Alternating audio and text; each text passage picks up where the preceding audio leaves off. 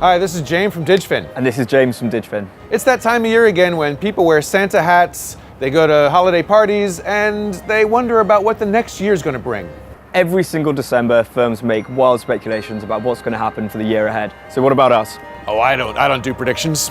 Come on, we should. We're wearing Santa hats. It's Christmas, and people like predictions. All right, we'll try it.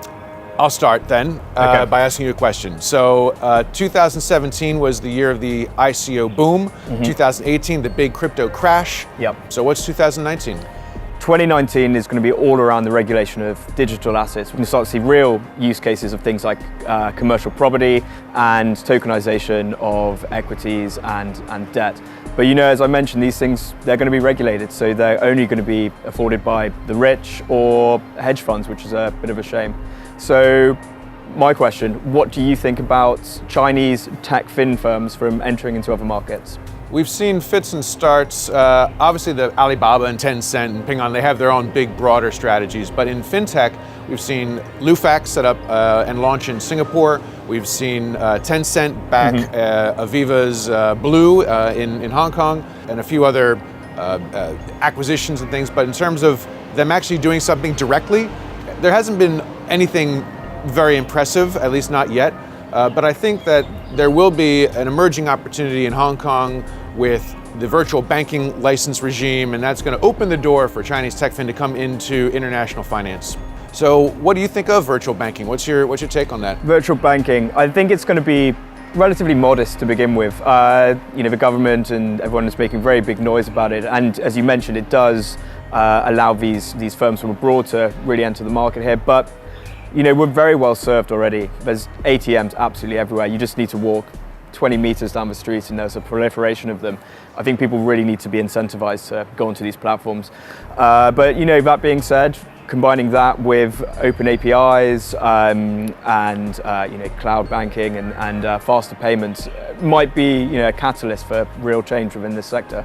My question, so what about virtual insurance? There's a handful of companies that are pursuing digital insurance. So there's FWD in Singapore, Singapore Life, which probably has the most comprehensive service. We talked about Blue in Hong Kong.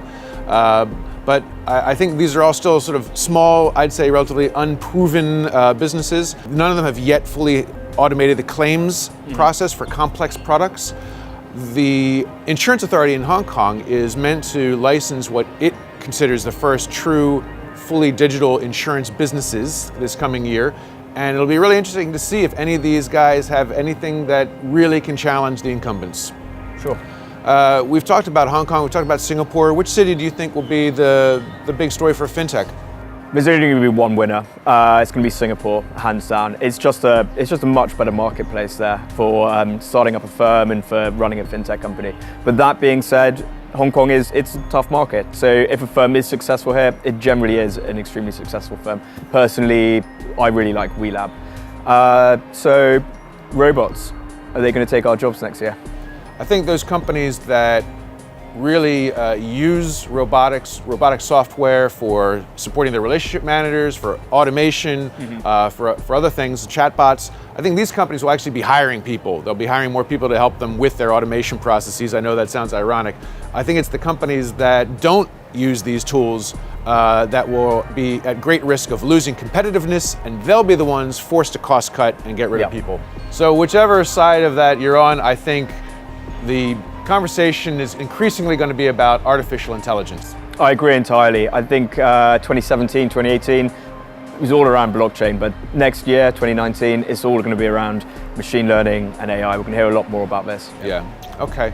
Well, great. Okay, so we talked about a lot of stuff that turned out to be kind of fun. Yeah, I had a lot of fun. And so, what have you asked for from Santa this year? Oh, for Christmas, yeah. I really want to get the S in my name back. No way, I'm keeping it. Happy holidays. See you next year.